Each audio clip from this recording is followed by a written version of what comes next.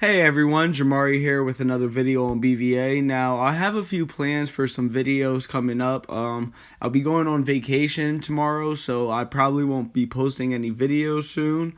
But if you have any ideas, go ahead and leave some comments down in the video or just let me know. But I'm going to go ahead and do a Marvel Top 10 Q&A. I went ahead and collected some questions from everybody, a lot of fans. Avengers Endgame came and went, and there's a lot of questions, so I figured that I'd break it down in a video. I'll take some of the best questions and go ahead and break down my thoughts. And the first question that I'm going to answer was a great one, and it's, will the Avengers franchise continue? And this, I feel like, is a pretty simple answer to the question, which is yes, because the Avengers franchise is a multi-billion-dollar franchise. They're not just going to stop making movies.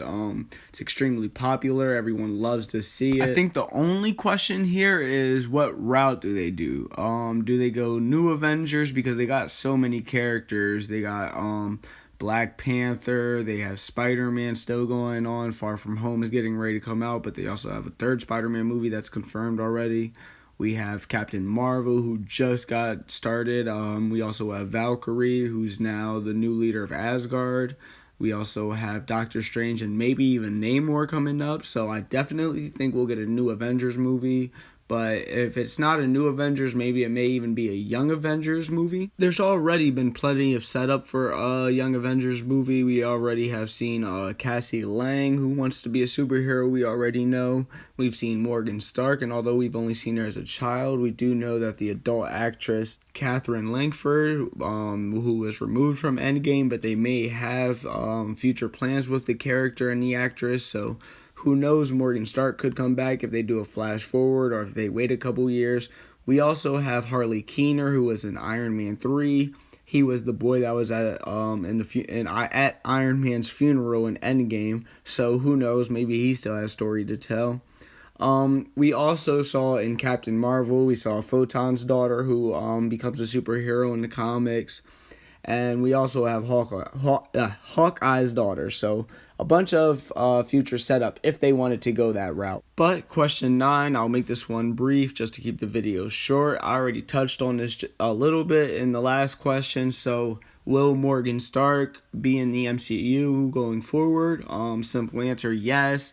Regardless of if it is as the child in future movies or if they go with Catherine Langford, like I've already touched on, Morgan Stark will be a part of the MCU. But the number 8 question that I got was, will we see an all-female Avengers movie? And I think it's possible. I'm not going to say we'll definitely see a female Avengers movie or an A-Force movie. It may just be like hints of things like we got in Endgame when all the girls were fighting together. But if I had to go put a bet on yes or no, I would say yes, we'll probably get an A-Force movie sometime in the future. There are so many female characters in the MCU already with great powers. I've already touched on a few of them, so I'm not going to go over all of them. But with the X-Men and the Fantastic Four being brought over to Marvel soon and all of those characters becoming available, that just leaves more options for female characters. So I think we'll definitely get an A-Force movie. But going into number 7, I was asked, which will appear first in the MCU? The X-Men or the Fantastic Four?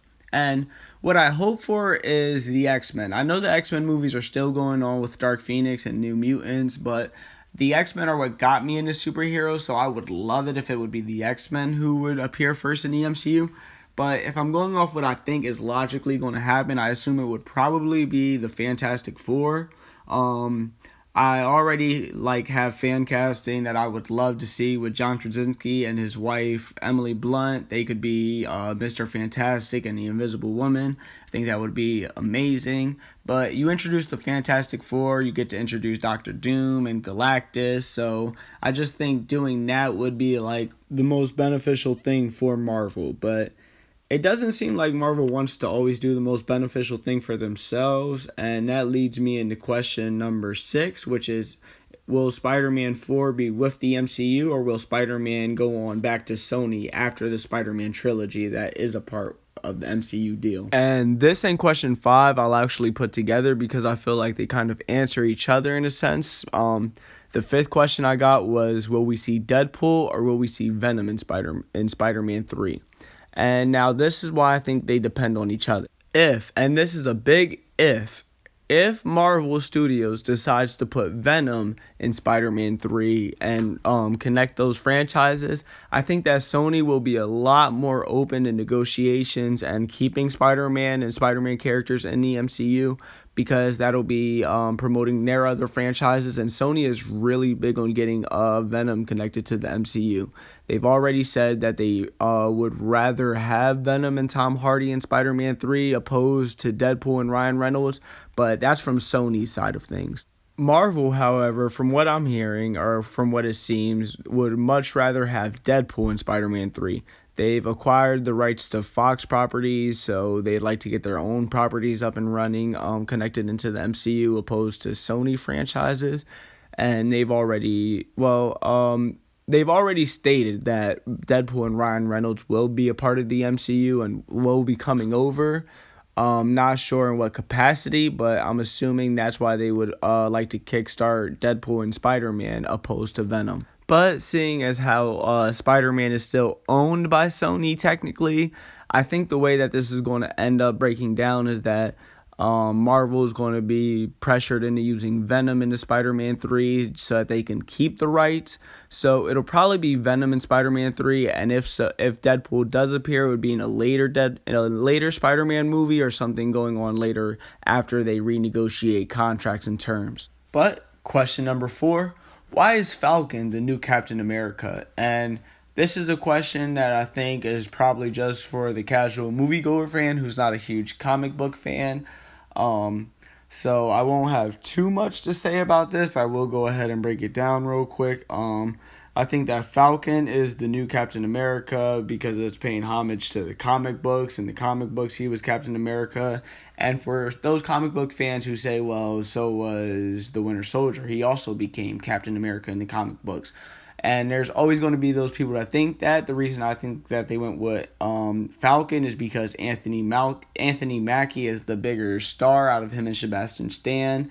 Even though they both have a show coming out together, I'm assuming that's the reason why. If you go forward and you make another Avengers movie, or if you want to have Captain America appearing in someone else's movie, the star that you would probably want would be Anthony Mackie because he resonates with more fans. And that's just my opinion. Let me know down in the comments if you think I'm wrong or I'm right. But that's just my opinion and why I think they chose Falcon instead of Winter Soldier, which is, I'm assuming, what that question was kind of stating and saying, why was Falcon the next Captain America?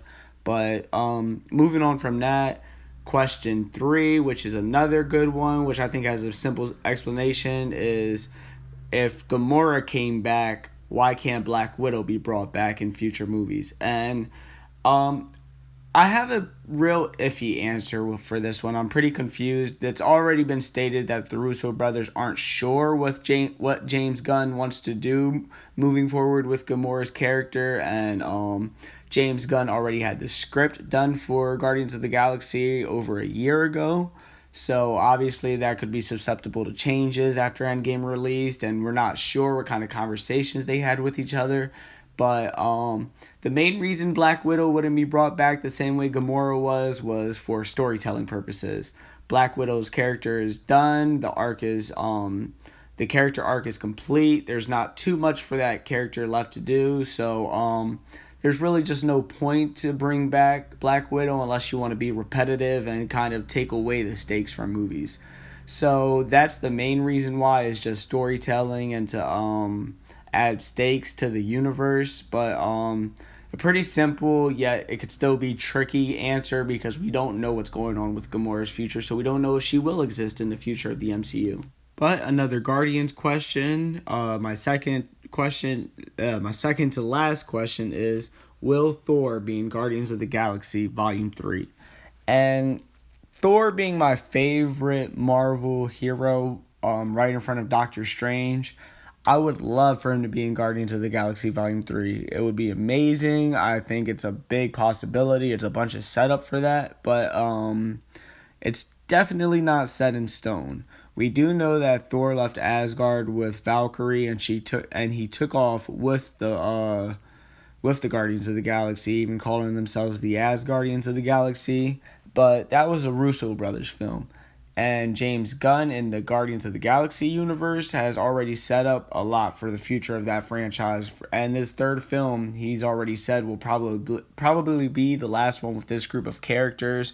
We don't know what's going to be going on with Adam Warlock. We've heard that this movie will probably be about Rocket Raccoon as the primary character and more about his story. And this is all from James Gunn's mouth. So this is the director and writer and producer of the movie. So I hope he's in it, but it's definitely not set in stone. So it's possible, but there's also a possibility that he won't be in the film. And question one, I couldn't wait to answer this question. Is anyone other than Captain America worthy or able to hold Thor's hammer, Mjolnir? Or even Stormbreaker, because he also held Stormbreaker. He didn't dual wield it, only Thor dual wielded, but he did wield Mjolnir and Stormbreaker in Endgame. So I guess if you're worthy of one, you're kind of worthy of both, even though it wasn't the enchantment on Stormbreaker that there was on Mjolnir, but whatever. But is anyone else worthy to wield it? The answer is yes. Actually, obviously, yes. Not even including the fact that we've already seen Mjolnir be wielded by Thor, Vision, and I'm counting this one off technicality, but even though it was destroyed by Hela, I still count that as her being able to wield it, her having the potential to. We've also seen Hulk wield the Infinity Gauntlet in Endgame, which, if you ask me, is movie universe proof that he would be able to wield Mjolnir. And before anyone says anything, yes, I do realize that Thanos wielded the Infinity Gauntlet and snapped his fingers. No, I do not think that makes Thanos worthy to wield Mjolnir.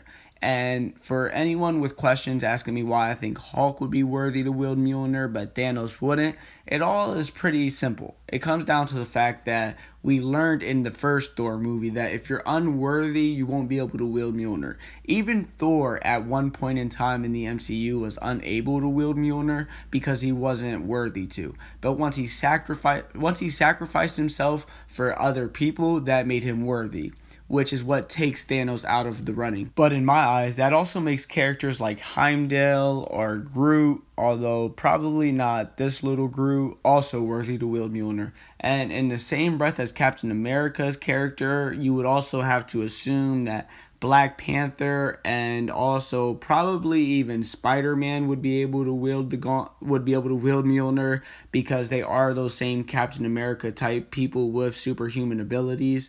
But that's it for me on my top 10 Q&A for the MCU. Let me know what you guys think down in the comments below, if you agree or disagree with me. And please, if you love my content, go ahead and subscribe to the channel and click the bell for notifications.